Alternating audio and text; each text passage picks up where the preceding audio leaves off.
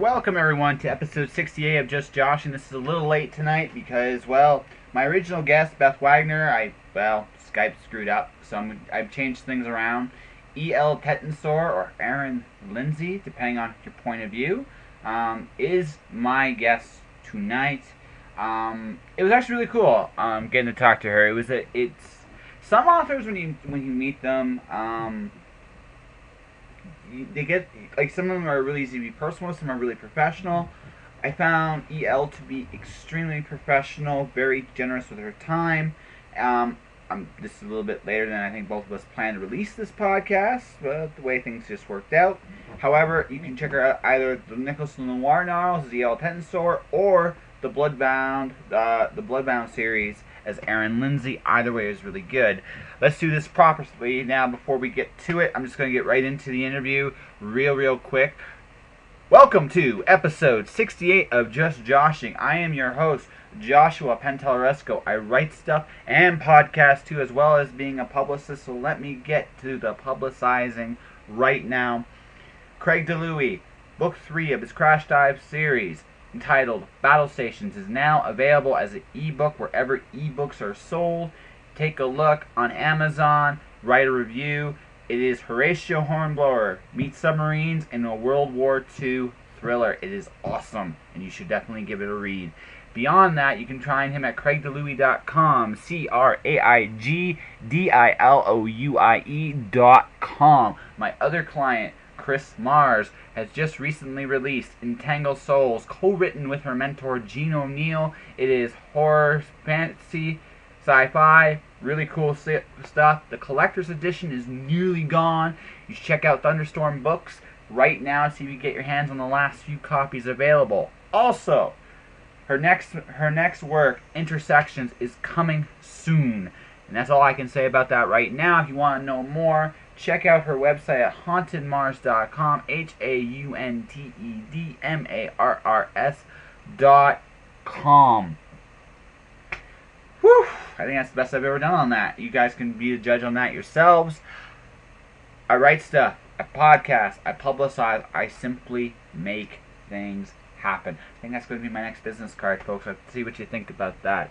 Beyond all that, though, a couple things to say before I really get into the interview. One, my website will be changing soon. JoshuaPenteleresco.com is a good spot and all, but for what I'm using the website for right now, it is not worth my investment personally. So I'm going to go back to probably jpenteleresco.wordpress.com. It's in the middle of December. I'll let you guys know more as time goes on. Beyond that, I'm encouraging you all right now to sign up for my newsletter at tinyletter.com/jpenteleresco. I hope you guys take the opportunity to do so. I always do different stuff I don't talk about here or anywhere else. My topics are going to be about time and Q-Robs in this latest newsletter coming up. And, yeah, I think that'll do it. I got some Cloud Diver to write. I'm going to leave you with E.L. Tettensor, and we'll go from there. Alright? Alright. Tired of buying t-shirts, coffee cups, and other memorabilia that all podcasts seem to have? I sincerely hope not, because I'm jumping aboard this gravy train right now. That's right. You can be the proud owner of a Just Joshing t-shirt, photographic print, and coffee cup at my Redbubble store. Redbubble has one-click ordering and will ship anywhere in North America. Check out http://worldwideweb.redbubble.com/people/jpenteleresco for more details. I'm okay. How you doing? I am tired beyond belief, but that's just the way it goes. And my phone wants to lets me know I'm popular right this minute. So beyond that, all's well. So how's moving going? Oh, it's exhausting. It's the most disorganized move ever. I don't know. I've been part of plenty of disorganized moves. Like I still remember one move I did for a buddy. Is the difference. And so as a result of that, I stay put where I'm at. I got that was not super. There you go. Done. That's all. Sorry about that. No. What happened was I was helping this one friend move. I was living in Windsor, Ontario at the time. Since I live in Calgary, I've moved quite a few interesting places. My phone is being evil here. 1 second here. But no, like they hadn't even packed anything on their moving day. Like it was raining. They hadn't unplugged anything. Hadn't unpacked anything at all. And it was dysfunctional. We only gave them 2 hours time because if they had been organized, that's how long it would have taken. But 1 second here, shutting off my phone because apparently a group conversation wants to go on and on forever. But no, it's just one of those things where I've seen some really dysfunctional moves. I'm pretty sure yours is not the worst in the It's probably not the worst, but I try to keep my life in pretty tight order, and it's been a little bit chaotic the last couple of weeks. So thanks for your patience. Oh, no, thanks you for mine. I'm sorry. I missed my boss. I was like, oh shit. And I went to contact you. Like, I'm already. I was like, I feel really bad right now. I apologize too. It happened. All right. Well, we're even. We'll call it even. Awesome. So, Mickey didn't tell me much about what you wrote. So why don't we start there? So you write stuff. I write stuff. But what stuff do you write? I write books. You write books. I write books. I write 2 different series for Penguin Random House. Awesome. Yeah. I like them. I have a fantasy mystery series and a fantasy, depends who you ask. Fantasy romance, epic fantasy romance. So you're okay. Let's get the dirty word out. Urban fantasy, dare I say? Actually, well, again, it depends on who you talk to. I wouldn't classify what I write as urban fantasy. I have 2 different pen names, and the first series that I put out under E.L. Tettensor was marketed by Penguin as urban fantasy, and my advice was not solicited on that, nor should it have been. But that would not have been my call. I think urban fantasy. I mean, most genres like that, they conjure certain expectations. And those can really be a double-edged sword. They can get a person to pick a book up off a shelf, or they can, well, or not, or pass it by completely because they have a certain set of expectations. Or if they do pick it up thinking they're going to get a certain flavor and they get a different flavor, it tastes funny on their tongue. So, it's a double-edged sword, the genre label. Absolutely. Although I will say this, my favorite all-time urban fantasy isn't really considered urban fantasy anymore. It's now more contemporary. But it's Charles DeLint. Okay. I like his stuff. Like he was the one that did the magic in a more like modern environment kind of deal way before anyone else did, except for maybe unless you count Ray Bradbury, who if you do count him, props.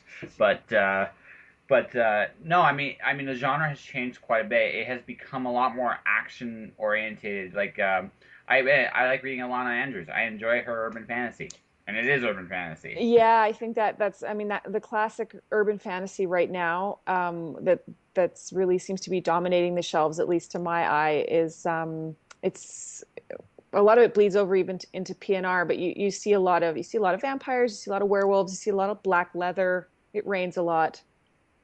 Yes, it does. Katanas, Japanese swords are very popular. Well, absolutely. Shape shifting, that sort of thing.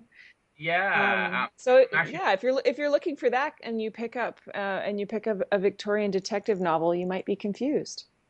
Yeah, I'm actually looking at your stuff right now on the all-powerful Amazon. Master God, Ball. it is all powerful. It is all powerful. It really, really, really is. But it looks really cool, actually. So. Yeah, I liked the cover treatment they gave for that series. No, it's really well done. It feels like a private eye kind of deal, but it's again Victorian private eye. It almost has more of a more. They honestly should have marketed this like Sherlock Holmes. Like I actually feel that would have been a more natural fit. Well, and they did a bit of that too. They tried to sort of have their cake and eat it too. So the blurb that goes out, that went out, when they do their press releases and things, mentioned Sherlock Holmes, and I think that was probably the right call. Sherlock is always popular, but yeah, it's kind of it's got a lot of hard-boiled influence. So it's a kind of a Sherlock Holmes meets Dashiell Hammett meets The X-Files kind of vibe. Nice. So you like paranormal style mystery kind of stuff? It is. It's paranormal mystery, and most of the stuff I write under both pen names, I tend to be fairly light on the magical and fantasy elements. I like a sort of a very real world setting with just a dash of the paranormal. No, that makes sense because what you're trying to do is again just based on what I'm looking at. Like I mean, you're talking about plagues. You're talking about like just something really down to earth. My tendency with magic should be one of two things. It's either it should be open and out there, or it should be something like what you do. It's there, but it's maybe the least interesting thing of the world. It's the characters themselves that draw you into the books. I'm guessing that's what you were going for. Yeah, I definitely write character novels, but it's interesting. That sounds like such an obvious thing to say, but sometimes I feel like in fantasy it's not that obvious. I think a lot of authors, and everybody has their own process, but I think in fantasy, a lot of emphasis is often put on the setting, on world building, and really starting from that point. And I kind of do it the other way around and really start with characters and telling a very personal story, and the world building becomes texture and something that happens behind it. But it's interesting. I was just participating in When Words Collide not that long ago, and I was on a panel about creating magic systems. And we were talking about the sort of basically most authors seem to break it down into one of two approaches, and there's the sort of very scientific approach to a magic system where it's all very explicit and out there, and every little detail is sort of on the page about how the magic system works, and it's almost presented as if it were chemistry or hard science.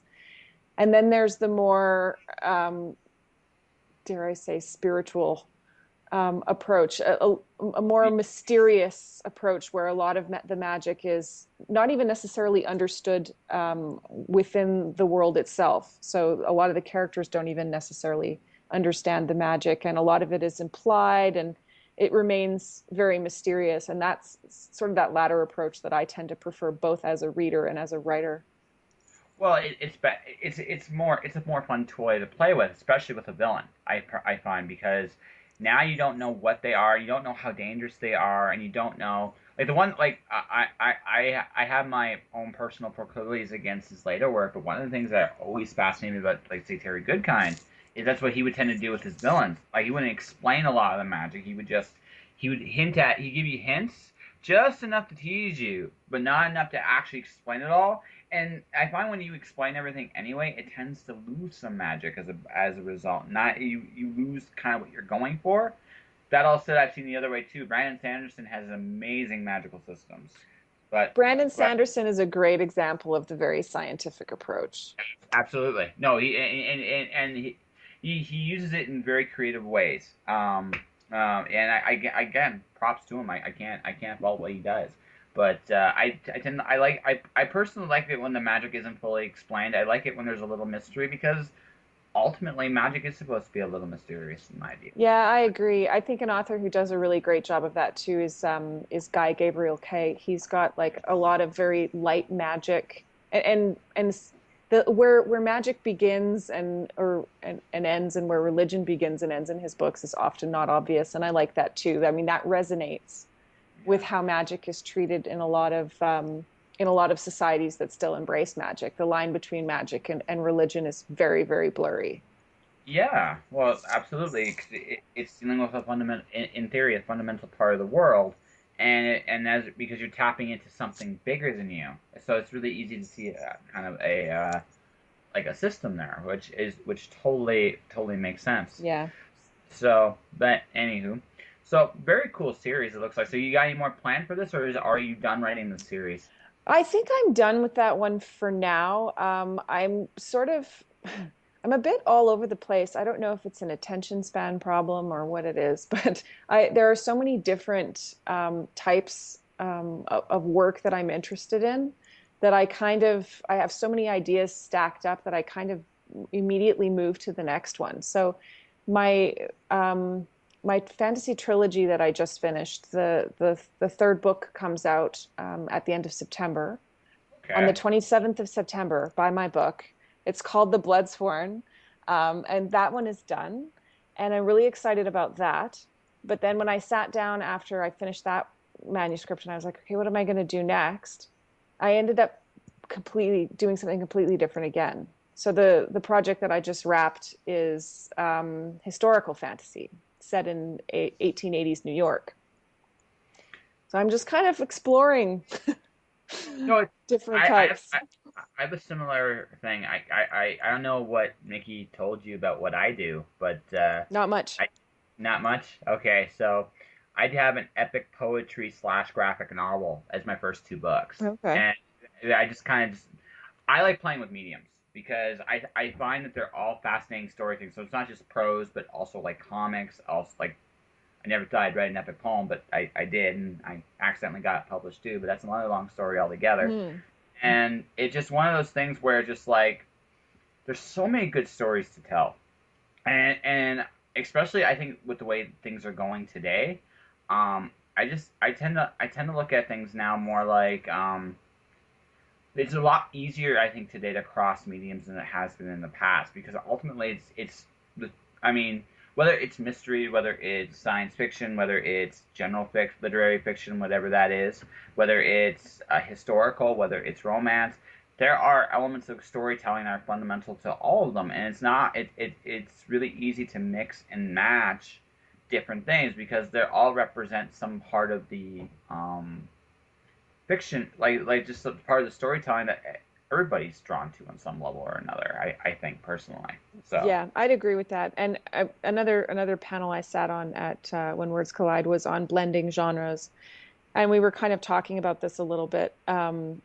about sort of what are the easiest ones to blend. And it's funny, especially I'm not as familiar with other genres, so I don't know if they get as excited slash overexcited about taxonomy as fantasy and sci-fi do, but I suspect not.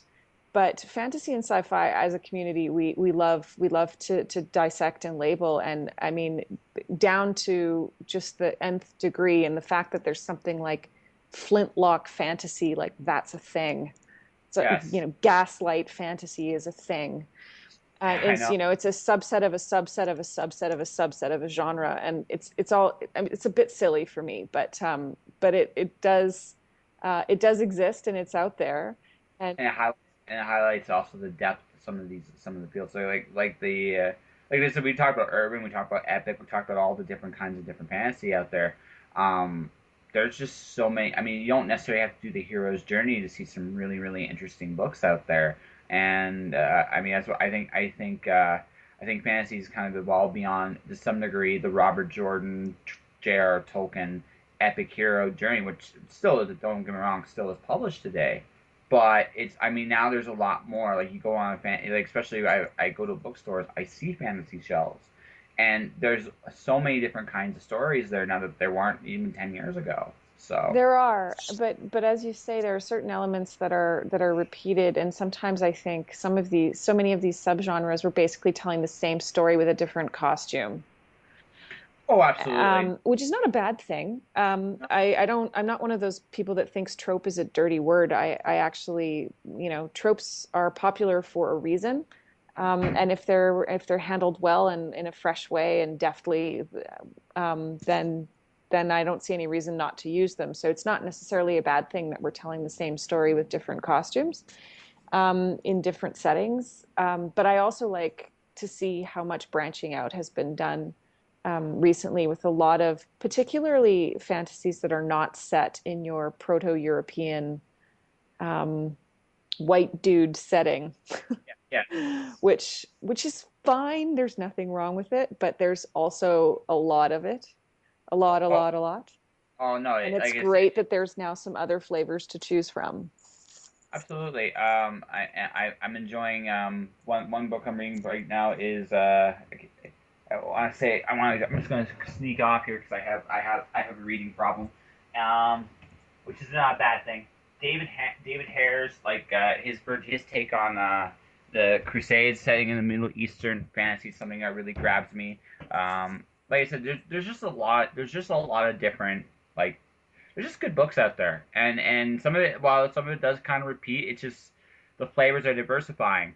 Science fiction, I feel, has kind of been lost in the shuffle a little bit though for the last little bit because it's not as, I'm not gonna say readable because that's not the wrong word, but people have lost a lot of interest in the genre comparison. I go to a bookstore on average, you'll see a fantasy thing that's 2 or 3 rows, and then the fourth row is just science fiction. It's all kind of like in just one space now.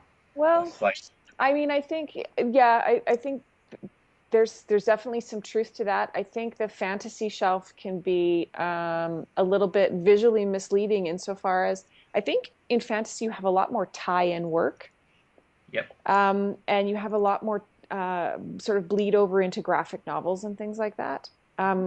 With the caveat that I'm not as big a science fiction reader, and so maybe I do not know whereof I speak, but my impression from the other side of the fence is that that there's a lot of there's a lot more tie-in stuff in fantasy that is crowding the shelves. Like there's just the sheer volume that's being put out. There's some big tie-in brands, huge tie-in brands in sci-fi like Star Wars and Star Trek.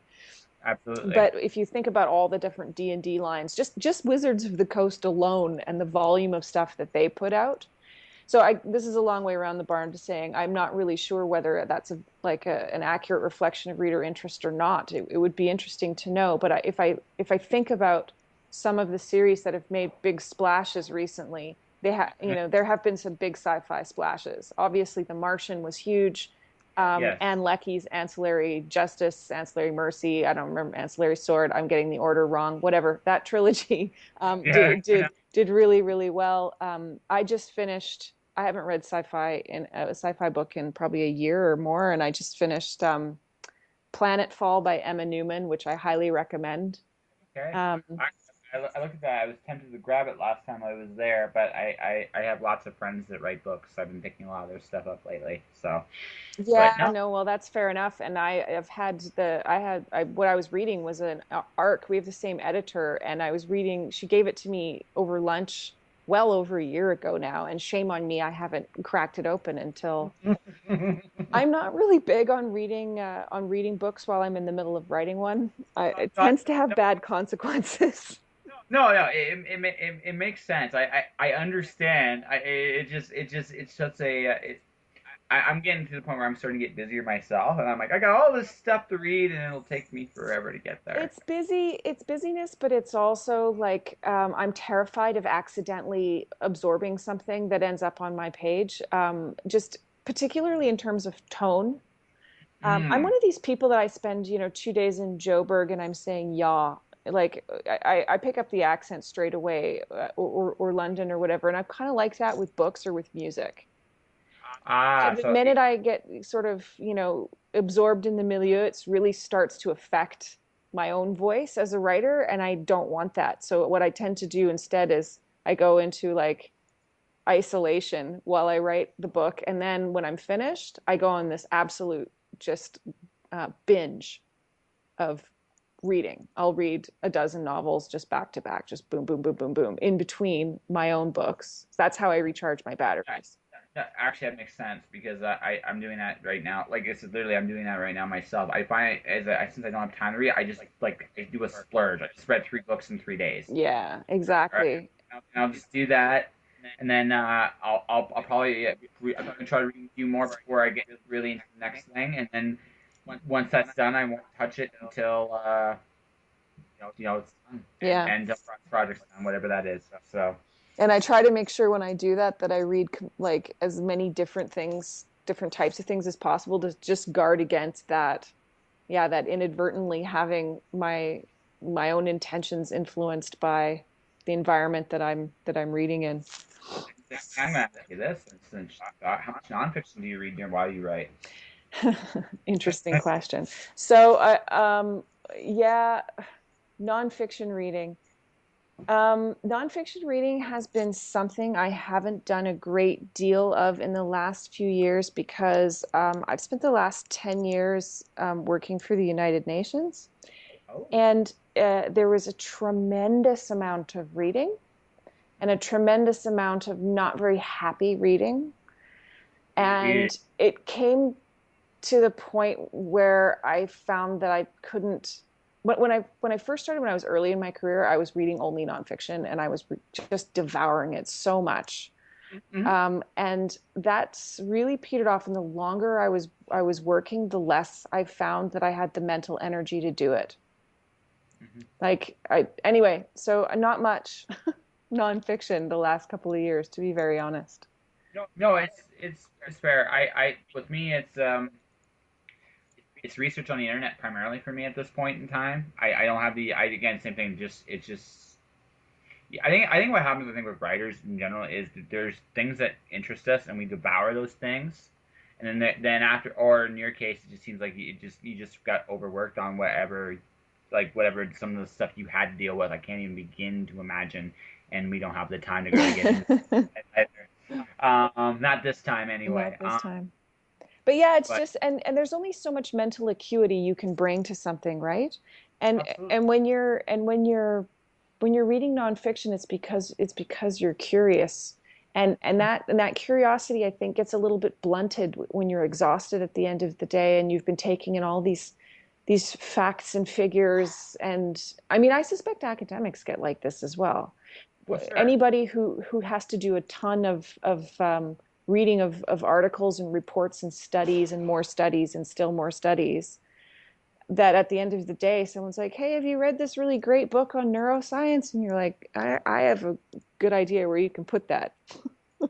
Like, you can take that, and by the way, just so you know, you can swear on my podcast. Okay, good to know. Yeah, yes. So if you want to do a profane lace rant, that's cool. Just let me know. I'll just put a little ad lib at the start of the Warning: E.L. Tetensor may go on a rant at this time. Not safe for work. Cover your lily white ears. That's right. Terrifying. Yeah. Yeah. So, but that being said, I have recently this book that I mentioned that I just wrapped, because it was a historical fiction. And so for the first time, for most of my books, I've only ever done light research on things like how a crossbow works or what those things at the top of the castle wall are called and that sort of thing. Punctual research as something came up. But for this book, because it was in a real world setting, I did a tremendous amount of research, and I loved every minute of it. And I read so many books about New York, and it was great. I am a longtime New Yorker. What era? Sorry? What era? It's set in 1887, so Gilded Age New York. Okay. A very sexy period of New York City history. Yeah. So yeah, I read a bunch of books on 5 Points because my heroine comes from 5 Points, and I read a bunch of books on basically Millionaires Row and Fifth Avenue because the other main character comes from there, and it was very interesting. Yeah, particularly I think as a New Yorker, and because I spent the last 10 years or so living there, and definitely New York geeks will appreciate the new one. There's so much fodder for nerding out on Gilded Age New York in this book. Nice. No, it's cool. For me, my favorite era, I think, although not just there, it's the 1930s. Just because it was an interesting time because it was during the Depression, but there was also a ton of good ideas and a lot of things were building up towards the next World War, and New York was an epic center, so it interests. If I were to do something in New York, that'd probably be the era I'd like to look up into a little bit more. And from an architecture and design point of view, obviously the Art Deco period was amazing, and definitely my favorite stylistically. My apartment in New York is all deco, and I just love walking through Midtown and just sort of craning your head up at random points to appreciate. I mean, the Chrysler Building is like my favorite building on the planet. It's so beautiful. So. I like I said, that for me, like at some point when I'm a little older and wiser and more mature, that is an era I would like to actually tackle myself. But it sounds like you're gonna have a lot of fun with this novel. So yeah. All right. So we have a wonderful interview here. So Erin, if people want to find you online or on the web, you might as well talk about your book. How would they do this? Probably the easiest way to find me is at my website, erinlindsey.com. That's Erin-Lindsey.com. And it's a beautiful website. I encourage you to check it out. Actually, both of my websites. I also have an eltetensor.com website. Really, really pretty. I'm very proud of them. And they give you all the details. You can also find me on Twitter at etetensor. I am slowly but surely learning how to twit.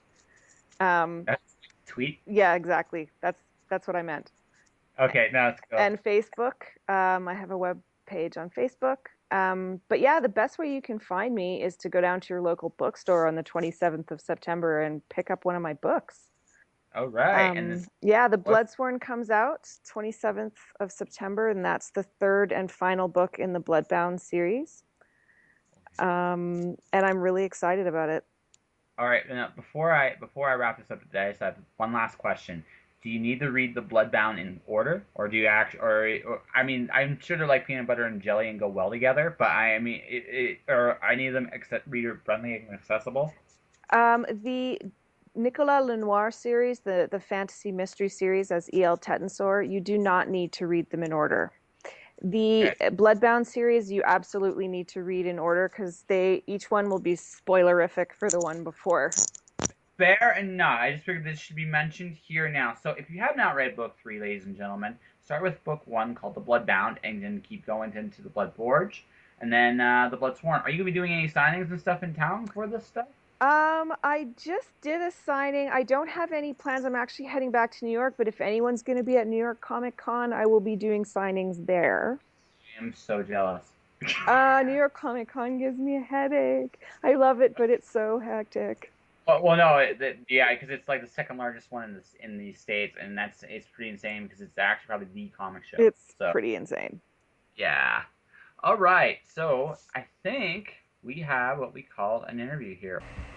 And that will do it, ladies and gentlemen. I would suggest taking a quick look at her. I'm personally, of the two, I'm more a big fan of her Nicolas Lenoir stuff. That all said, hey, you can't go wrong with the Bloodbound series as well. Whatever your flavor is the one I'd recommend you grab. She's really, really, really talented. And like I said, it was a real pleasure to chat with her. So EL, Erin, thank you very, very, very much. And that will do it. Another episode of Just Joshing. Not the guest I originally was hoping for. I'm hoping to get Beth Wagner on next week to make up for this. My next guest, next one show will be Taya Van Diepen. It's a special little episode with her. But yeah, we're gonna be. I got unfortunately, some terrible catching up to do, and I got some emails to make now in regards to this. Sometimes Skype is an evil, evil program, and this was no different. Tonight, unfortunately, I've been learning the hard way about that, so gotta figure out a way around that. If anyone has a good recording option, let me know. That would be really good, so I wouldn't stumble onto this just like I stumbled onto it. Okay, enough whining for me. This is it for Just Joshing. I am Joshua Pantelleresco. Buy my books, which you can get at Amazon, Chapters Indigo, Barnes & Noble, wherever books are sold. Buy my merch. You've got the merch ad. You can definitely take a look at that. Support my clients, Craig DeLuey, Chris Mars. I just gave you some great recommendations earlier. But above all else, guys, stay inspired. Josh.